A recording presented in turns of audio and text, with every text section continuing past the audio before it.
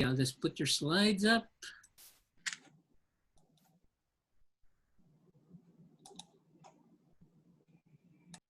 Okay. Thank you very much, Ruby. And that was a very good information, especially the information about sub-granting the Brownfields Cleanup Revolving Loan Fund for possible assessment of money.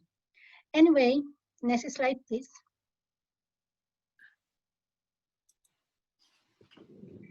Okay, as what was mentioned earlier, we don't, State of Hawaii Hazard Evaluation and Emergency Response doesn't have money for brownfields grants, but we have we provided technical support and assistance for prospective applicants and provide the list of brownfields site where you can do development through our brownfields inventory list, site discovery section, and prospective applicant call to the HERE office. Next slide, please. So what we do is we review the phase one, making sure that it follows all appropriate inquiry. It was also described by Scott Roddy, and it makes sure that it's conducted within 1 year prior to the date of acquisition. Next slide, please.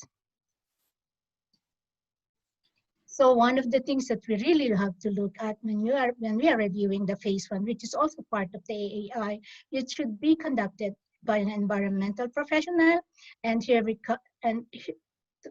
be able not to have a problem with consultants. That's what was discussed by Scott Rudy. So we also look for opinions if there are recognized environmental concerns, and opinions for additional or appropriate investigation or if there's a need for site characterization or sampling. Next slide, please. So this is the biggest or important part when we do the brownfields assessment and cleanup. As what was mentioned earlier, the biggest thing that we need to do is to involve the Hawaii Department of Health at the early stage of the investigation. This will save a lot of money, especially in doing review of the work plan back and forth. The sampling and analysis plan also should follow the technical guidance manual in environmental assessment. We are following multi-incremental sampling when we do our sampling.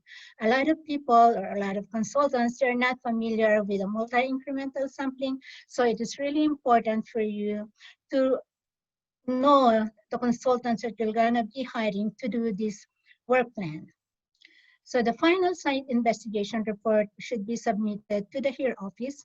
And we also review the analysis of brownfields cleanup alternatives, which is the ABCA that is required in the TVA, also by EPA. Next slide, please. So the technical supports that we are providing is to oversee the cleanup, issue no further action determination letter with IC or with EHMP. And this is an important one. We are the one providing the letter of support to brownfields grant applicants. Next slide, please. Oh, this is the contact information that I have for the brownfields program. And I also put Ruby Reyes here for the funding resources and ours for the technical guidance.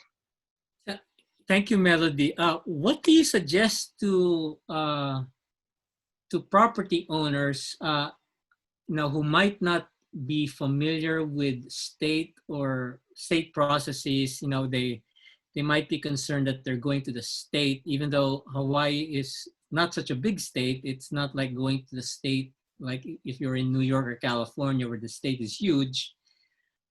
Is it really easy to go to DOH and basically they will get warm, at least not so, it wouldn't be so intimidating to them? I had an experience with one of a shop or a car dealer. He was a private property owner, and he bought the property for $5 million without even knowing that there was a problem in his property, because he doesn't know that there is an oversight, or we should communicate with the Department of Health. So when he learned about it, he was so surprised. Or see, he signed all of the agreement or the papers to buy the property, but he didn't know that there was a contamination related to the site. So for my advice for private owners is that they should really know what they're buying, as what Scott Rody was saying. Okay, thank you. Here, here. All right, so Yeah.